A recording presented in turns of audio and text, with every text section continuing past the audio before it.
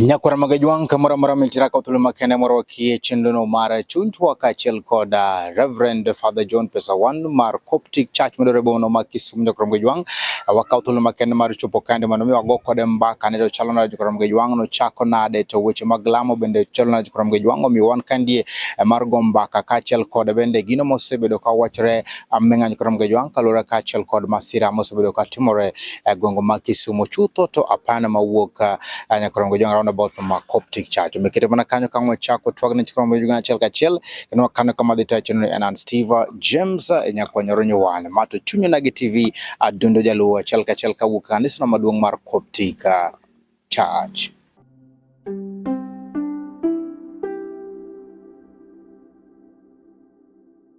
Ngato wacho ni an mago mitokni piny to kar anie dang abed gi teko marach manade mago nyaka mitokni moting'o jok mabiro lemo koda. Dang ayud ji kure mapong'o kanisa. Dang ayud ji kure maka sama dhi maandamano to piny chalo lowo ma piny. Ka nego gi to koro kinego gi kata ji ochiko to dinwang' ji ochiko go kanye. Weche momina ni miena gi weche mathoth en ni oganda mar Coptic increase medre gi med mabor. Yesu Kristo nowacho ni her wadu kaka iheri iwuon. To ka ng'ato kohero wadgi kaka ohero owuon to kata ulemo to chandre kayia. Lakum dianakum wala din. Kwanza isimu dini yako na isimu dini ya watu wengine. Kanisa wani nochag one shilling. Akoni adira ndalo pok onyuoli. Magata koro dhogi uyugnon. Aonge gi dhako, aonge gi nyathi.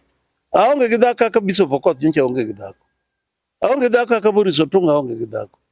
Aonge gi dhako kaka Paul aonge gi dhako. Age ma chodo chunji iwacho ay ng'at ni en gi bilo kyang'o moywago ji an aonge gi bilo.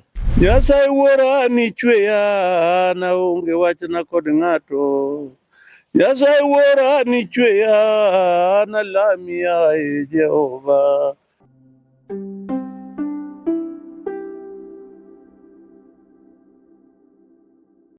Mana kamano nyakura magajwang kamura mara mintiraka utulu makende maruwa ke chunchwa kwa bendo wanagodo kande kachel kod Reverend Father John Pesawan mar kanisa maduong mar Coptic nyakura magajwang madore bomano makisumu kama ta chendo ni and Steve James aka nyakwa nyoronyo wan mato chunyo nagi TV adundo jalu waka utulu makende machupo kande mawamondo wagomba kachel kod Father neto chalonade Father John Pesa ka utulu makende marumusi nito iriyo nade Ariyo mber.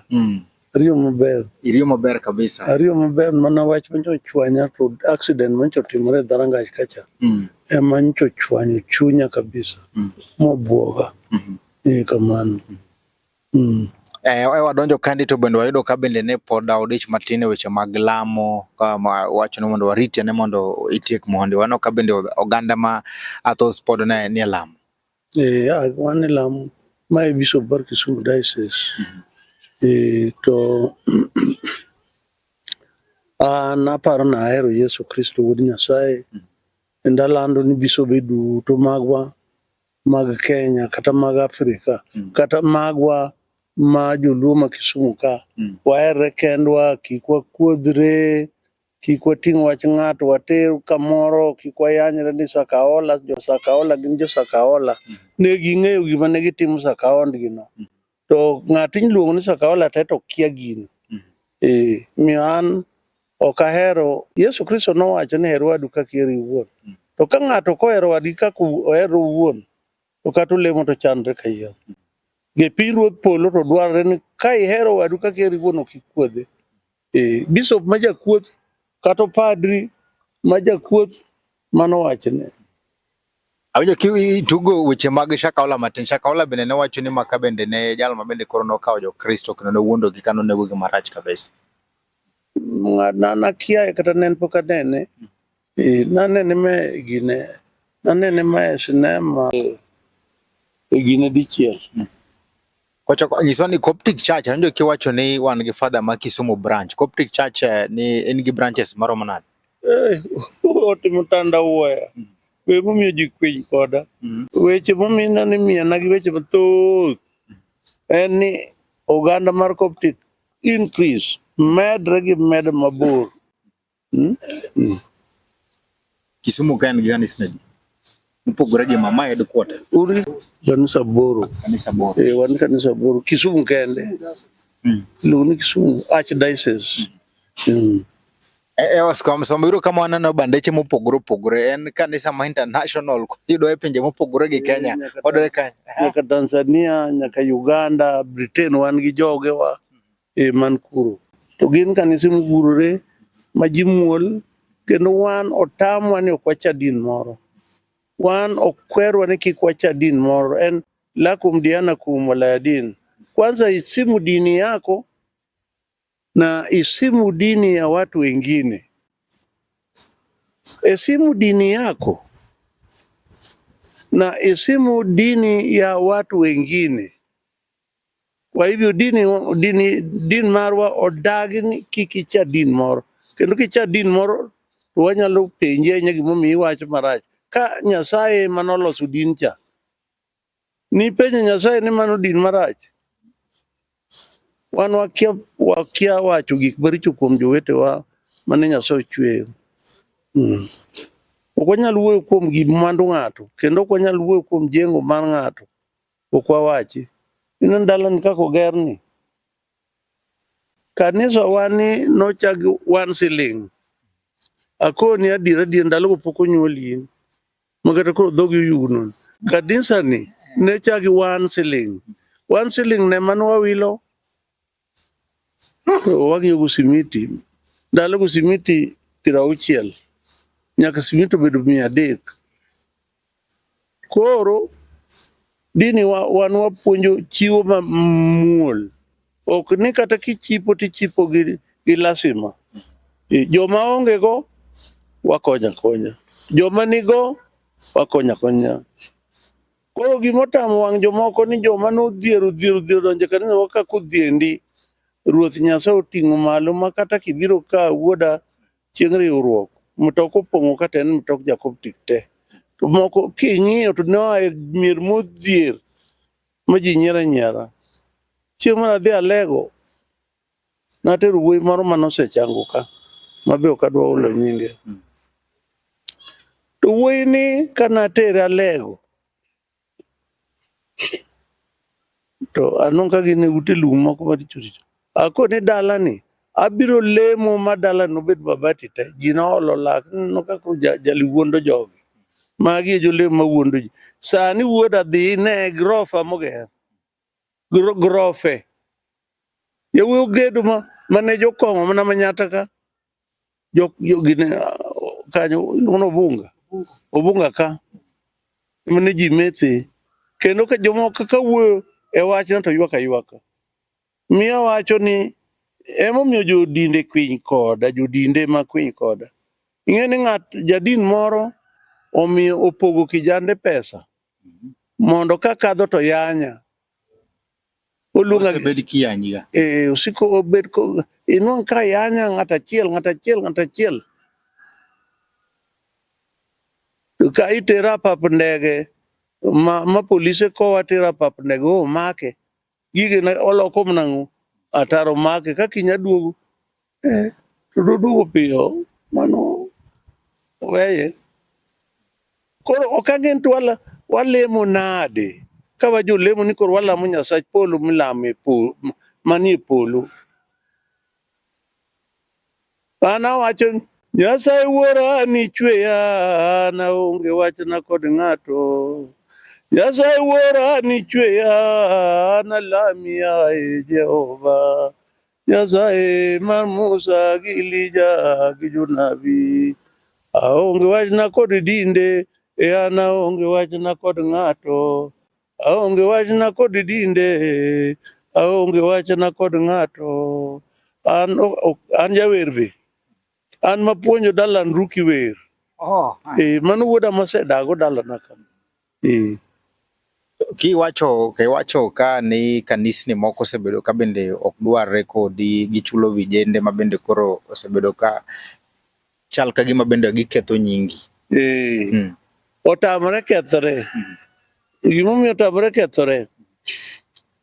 Chieng' moro ng'ama duong' moro ma Kisumu ka penjo ni marang'o mitoka na iriembo gi bendera. polisi obiro irwa to polisi obiro nwango ni gino registered. Ng'ato chako kelo ji mogolo ji dala ka jotuo modhuro. An gi license mar dispensary madala waka. An gi constitution. Koro ng'ato dwaro ni mondo mukudi. Ni mukudi tete. Nango. Ni urigi dinatari. Gi jogweng'. Ng'ato wacho ni an mago mitokni piny. To kar anie, dang' abed gi teko marach manade mago nyaka mitokni moting'o jok mabiro lemo koda. Dang' ayud ji kure mapong'o kanisa. Dang' ayud ji kure wuod suba maka sama dhi maandamano to piny chalo lowo mapiny. Ka nego gi to koro kinego gi kata ji ochiko to dinwang' ji ochiko go kanye. Giloka ji. Giwe wacha gikel adieri makeloni.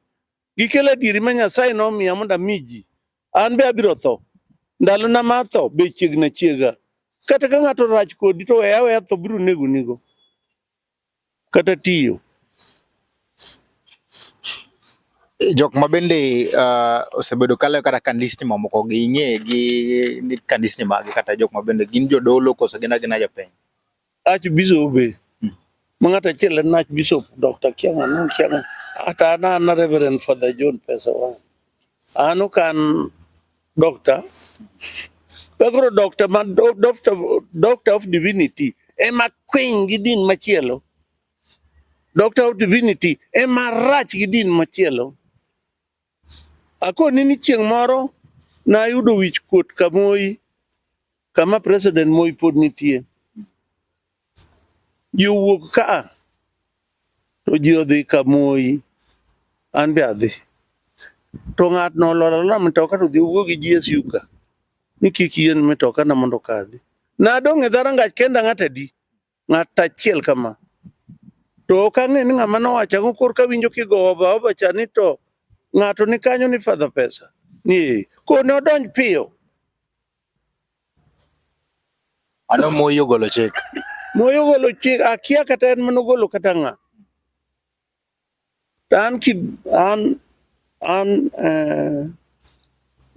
Joma rito ikulu mar Moi nokwera ni kadhi kuro kik awach wach ng'ato. Awach mana wach mara. Kata ka president oluonga to awach mana gik mamaga. To kik awach wach din moro. Jomoko ramo ni dinde moko richo. Ere kaka gi intervene ma ging'e ni dinde go richo. Gineno nade. To giseleme ndaladi. Kidwa wacho ni gimoro rach wuod suba. Dhi kanyi lemie matin kata riasi lemie kata dweche 2. Kiwacho ni jomoko lamo jochiende. Ok idhi adhi tidhi ne. Kata ka gin gi wich rombo moro. Iwacho to din ler. Iluongo ni Coptic lera. Waler. Chieng' moro ng'ato penja joramogi penja. Ni giwinjo ni jaseme moro malende radio. Ni kanisa waka ni mon ok donje gi inawea. Unokune kamago ketho nying. Mon ok nya donje gi inawea nang'o motimo mon. Neko mako gi. To kalemo ni joma tuo. To nagoji agoya. Kigo ng'ato dichak wach ni wargi ni wuotha teriku. Wan walemo maler. Be walemo mos. To lembano osekonyo ji mang'eny madongo. Kata mana sani ujumbe mar Lang'ata Jalang'o. Nokona ni Baba pray for me. Adieri na wacho ni Nyasaye wach mana nyalo wacho ne. An be okalem na leo mang'eny. Kia ni Yesu kia ng'o na go ang'o. An alema maber. Kata ka wacho ni Efitha. Tang'e gima wacho no. Ruodhwa Yesu Kristo nowacho. Ok apakra. An ok akendo. Aonge dhako. Aonge gi nyathi. Aonge gi puodho moro mang'iewo oko. Aonge gi duka moro mang'iewo kata ma ng'ata moro loke. Kiwacho ni ok akan pesa e bank. onge bank manyinga nitie nakano pesa. Kanisa mar Coptic to nigi bank. To moluongo nyinga modok kora nikech an abiro tho. To kabiro tho to abiro we ni nyathina mang'a. Kakano kanyo. Aonge gi dhako, aonge gi nyathi. Aonge gi dhako kaka Bishop Okoth nyicha aonge gi dhako. Aonge gi dhako kaka Boris Otunga aonge gi dhako. Aonge gi dhako kaka Paul onge gi dhako. Aonge gi dhako kaka Pate mopong'o ka ma Katholik onge gi dhako. To an kano gwedha Katholik manomiya ordin ne koro kachaka kethi kata koro abiro bedo jatelo mar Coptic to ok atimo ang'o. Aizo no kikendo. An ok akendo. Anyuola mara min go. Anyuola to ng'eny. Koro e weche mabende awinjo kiwacho ni wachore go nitie moro mabende jopiny kata mabende ne iwacho ni polise nobiro kande ni jolemo moko bende otweyo jomoko gi nyororo. Notwegi gi nyororo. Koro in be apenji wuoda, ibi dhano. Jonek 10 okel. To gin joneko ma wigi richo te. Ka ok itweyogi, tol hinyogi. To nyororo, to en gi thuolo. Ng'ato nyalo wuotho awuotha. Koro,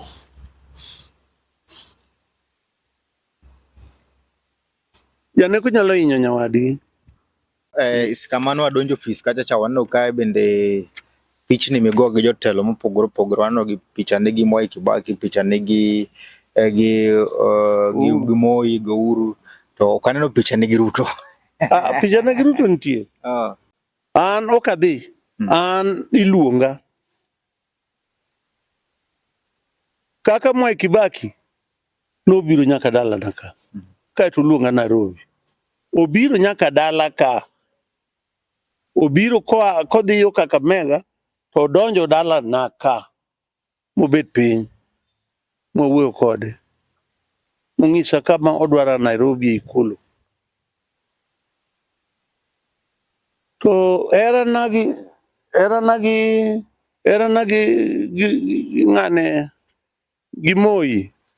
To king'iyo kacha cha, Moi moyawo kacha. To ka Ruto moyawo. Ruto yawo kamoro ka. Ka.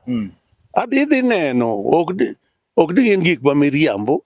To mage ma chodo chunji. Iwacho ay ng'at ni en gi bilo kiang'o. Moywago ji. An onge gi bilo.